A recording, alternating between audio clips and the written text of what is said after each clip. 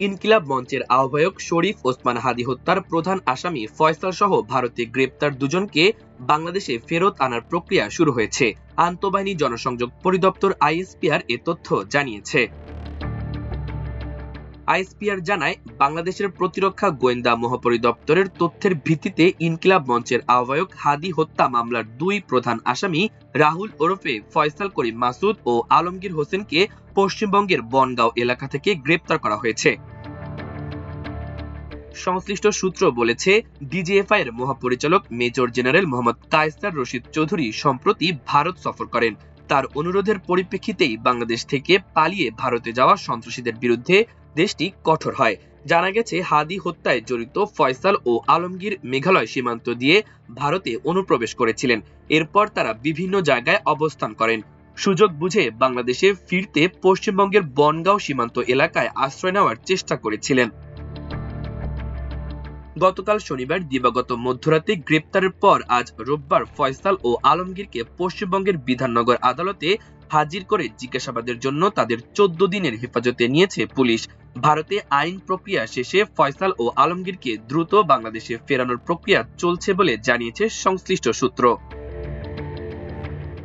ওসমান হাদী গত বছরের 12 ডিসেম্বর রাজধানীর বিজয়নগর এলাকায় রিকশায় যাচ্ছিলেন। তখন বাইকে আসা দুর্বৃত্তরা তাকে লক্ষ্য করে গুলি চালায়। মাথায় গুলিবিদ্ধ হয়ে তাকে প্রথমে ঢাকা মেডিকেল কলেজ হাসপাতালে ভর্তি করা হয়। পরে উন্নত চিকিৎসার জন্য সিঙ্গাপুরে পাঠানো হলেও 18 ডিসেম্বর তিনি মারা যান। এরপরই বাংলাদেশ জুড়ে নতুন অশান্তি শুরু হয়।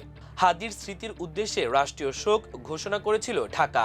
এমনকি তাকে সরকারি উদ্যোগে চিকিৎসার জন্য নিয়ে যাওয়া হয়েছিল সিঙ্গাপুরেও।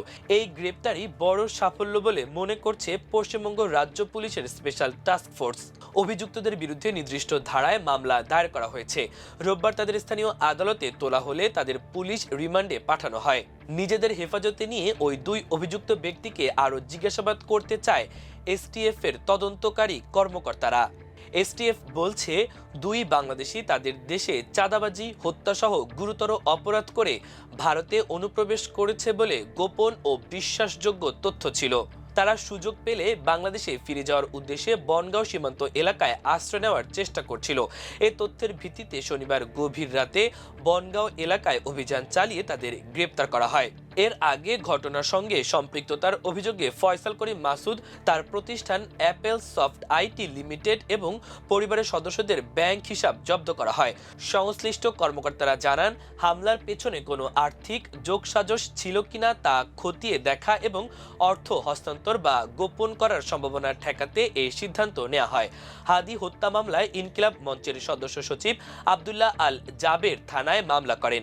হাদী হত্যা মামলার প্রধান আসামি ফয়সাল করিম মাসুদ ও তার স্বার্থ সংশ্লিষ্ট ব্যক্তিদের ব্যাংক হিসেবে 127 কোটি টাকার বেশি অস্বাভাবিক লেনদেনের তথ্য পাওয়া যায়। 23 ডিসেম্বর আদালত ব্যাংক হিসাব অবরুদ্ধের আদেশ দেন। সেই দিনই ফয়সালের দেশ ত্যাগে নিষেধাজ্ঞা দেন আদালত। প্রাথমিকভাবে পাওয়া এই তথ্যের ভিত্তিতে ফয়সাল করিমের বিরুদ্ধে অর্থ পাচার সংক্রান্ত পৃথক অনুসন্ধান কার্যক্রম শুরু করে সিআইডি।